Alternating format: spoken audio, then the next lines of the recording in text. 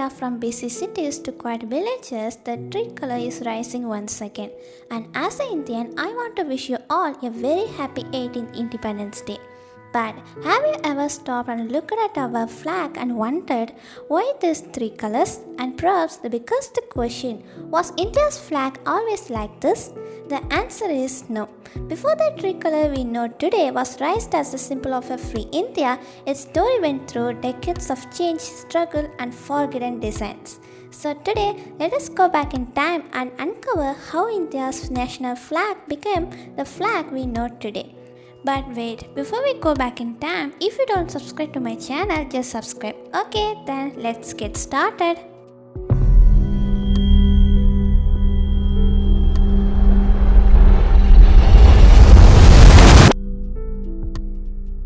Imagine seeing the Indian flag today. Three colors, saffron, white and green. And at the center, the Ashoka Chakra.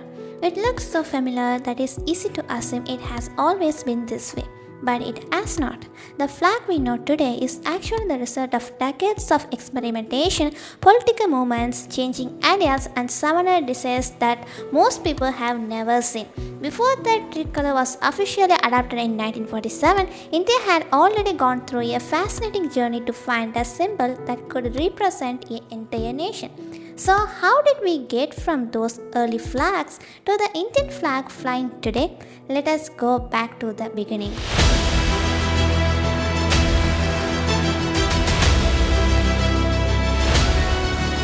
At the beginning of the 20th century, India was still under British rule. There was no single national flag representing an independent India. Different political groups and movements used different symbols. But as the independence movement grew, the idea of having a flag that could represent India became increasingly important.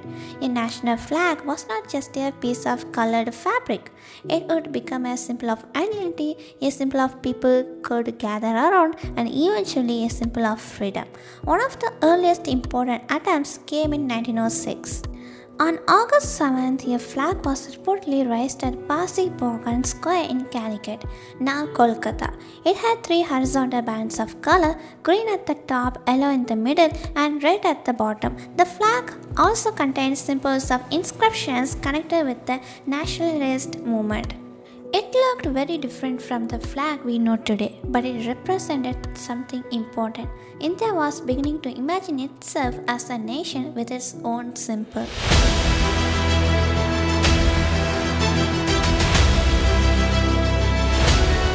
Just a year later, another important design appeared. In 1907, a flag associated with the Indian independence movement was displayed in Europe. It became known as the Berlin Committee flag, or sometimes the Madame Kama flag. It was similar to the earlier design but had its own arrangement of symbols. There were also stars representing the provinces of British India along with other nationalist imagery. Imagine how different this looks from today's simple tricolour. And that's one of the most interesting things about the history of India's flag. Early designs were often filled with symbols. They were trying to communicate an enormous amount of meaning on a single piece of cloth. But the search was not over.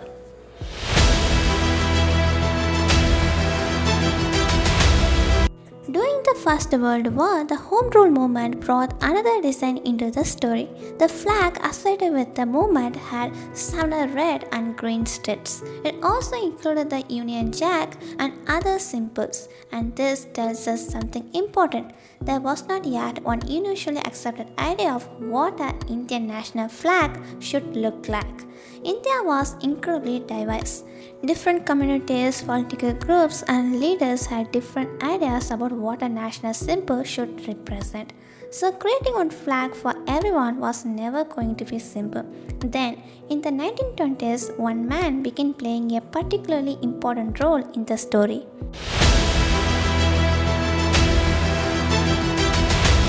His name was Pinkari Venkaya. He was a freedom movement supporter from what is now Andhra Pradesh, and he had a deep interest in flags. He studied different national flags and wanted to create a design that could represent India.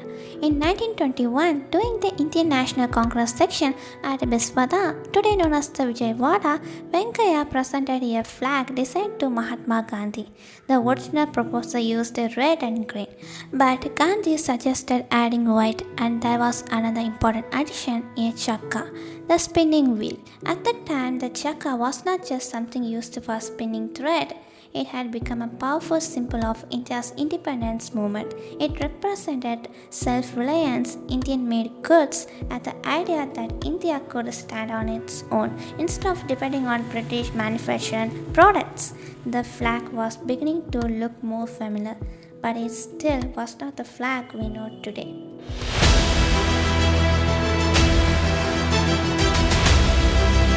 Over the next decade, the design continued to change. Eventually, a three-color pattern became strongly associated with the Indian National Congress and the independence movement.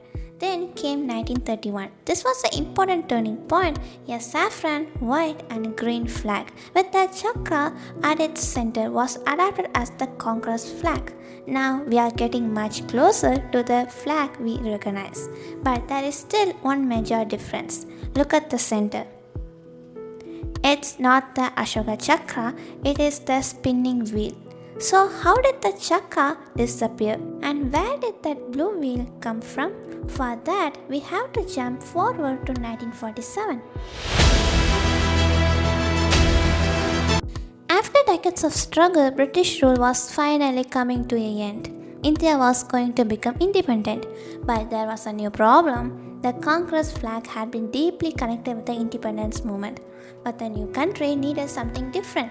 It needed a national flag, something that could represent India itself, not simply one political organization. So the Constituent Assembly began discussing the design, and this is where an Asian symbol entered the story, the Ashoka Chakra.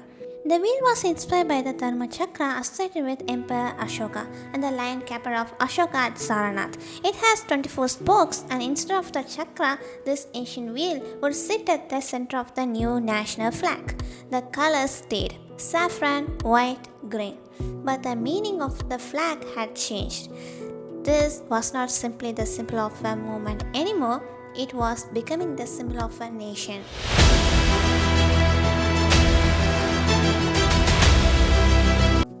But now comes one of the biggest questions in the entire story.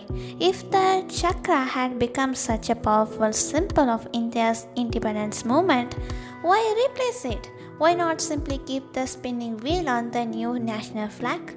And why choose the ancient wheel connected with Emperor Ashoka instead? To understand that decision, we need to go much further back in Indian history.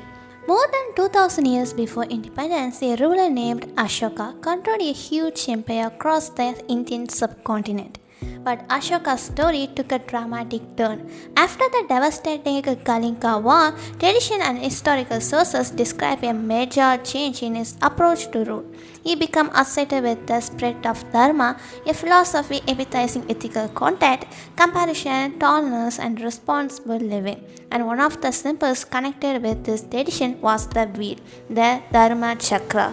So, when India's leaders were designing a national flag in 1947, they were not simply looking for something that looked impressive, they were looking for a symbol that could represent the new country. And suddenly, this ancient wheel offers something that Chakra couldn't quite provide. The Chakra was strongly connected with the independence movement. The Ashoka Chakra could represent something bolder, India itself. But there was another question. If they were going to use Ashoka wheel, which version should they use? The answer came from a momentum that many Indians know. Even if they don't immediately recognize its connection to the flag, the lion capital of Ashoka at Saranath, look closely at the base of the sculpture. There is a wheel. That will become the inscriptions for the Ashoka Chakra on India's national flag. And here is another detail that makes the design even more interesting. The wheel has 24 spokes. Why 24? There are many popular explanations for what each individual spoke represents, but this shouldn't all be treated as official government interruptions. What we do know is that the chakra represents the Dharma chakra, the wheel of law and resonance movement.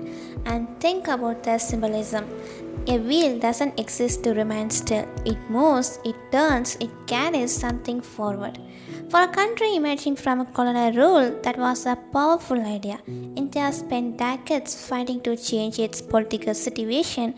Now it had to move forward as an independent nation. But there is something else happening here. The designers were creating a connection between ancient India and modern India. The flag was not saying, "This is only the India of 1947." It was also saying, "This new country has a history that goes far beyond British rule." And that may be one of the most important reasons the Ashoka Chakra works so well on the flag.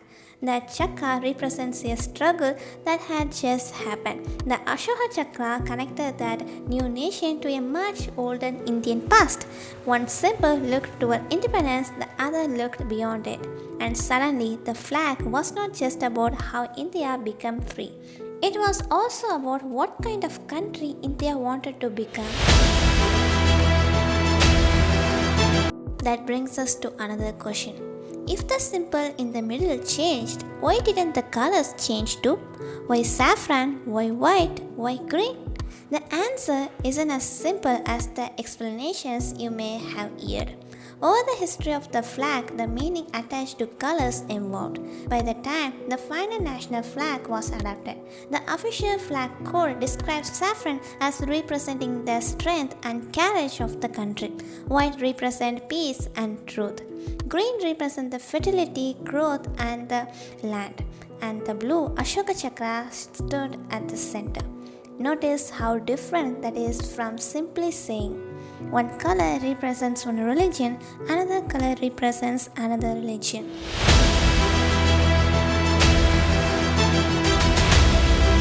By July 1947, the question of Indian flag was no longer just a design problem.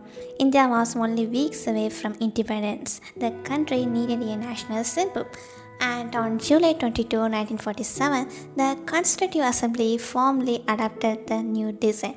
Saffron at the top, white in the middle, green at the bottom, and the Ashoka Chakra in navy blue. The chakra was gone, and the chakra had taken its place. But if you look at the final flag carefully, you can still see traces of the journey that came before it. The colors had evolved from early designs, the horizontal arrangements had a history, and the very idea of the flag came from decades of people trying to answer the same question. What should Indian symbol of freedom look like? There was not one person who simply woke up one morning and invented the final flag. It was the evolution. 1906, 1907, the Home Rule Movement, 1921, Pinkali Vankaya, the Chakra, 1931, and finally 1947, the Ashoka Chakra.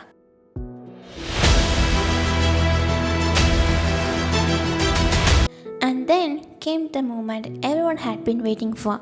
India was about to become independent. On the night of August 14, 1947, the Constituent Assembly gathered in New Delhi. The clock was moving toward midnight.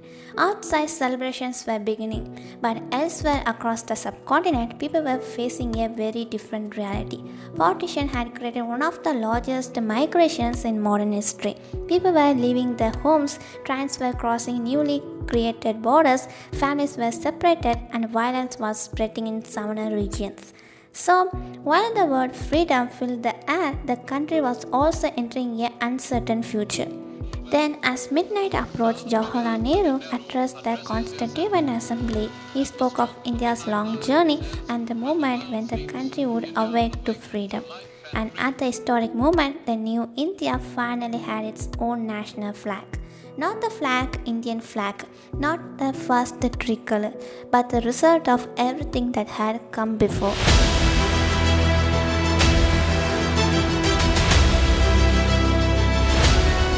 Maybe the most fascinating thing about India's national flag isn't actually the final design. It's the journey. Because if you had traveled back to 1906 and shown someone today's Indian flag, they probably wouldn't have recognized it. And if you had shown someone the 1906 flag to an Indian today, they might not even realize it was an early attempt at a national symbol. That's how much the design changed. But perhaps that's exactly what should have happened because the flag was changing at the same time as the idea of India was changing. At first, it was a symbol of resistance, then it became a symbol of a growing independence movement, then it became a symbol of a political organization, and finally, it became the symbol of an independent country. This is why the Ashoka Chakra matters. It isn't just a blue circle placed in the middle because it looked good. It represents an Asian idea carried into a modern nation, a reminder of India's past while pointing to its future.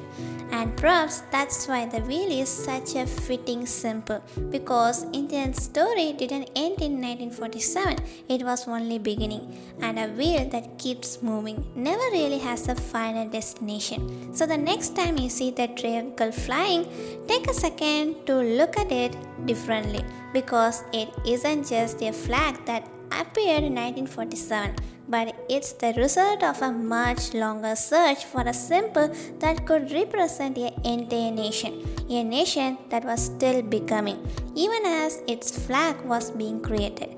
And if you enjoy discovering the hidden stories behind the things we see every day, subscribe to Great AYESHA Facts because there are still countless stories waiting to be uncovered. This is Great AYESHA Facts, and this was the story of how India's national flag became the flag we know today.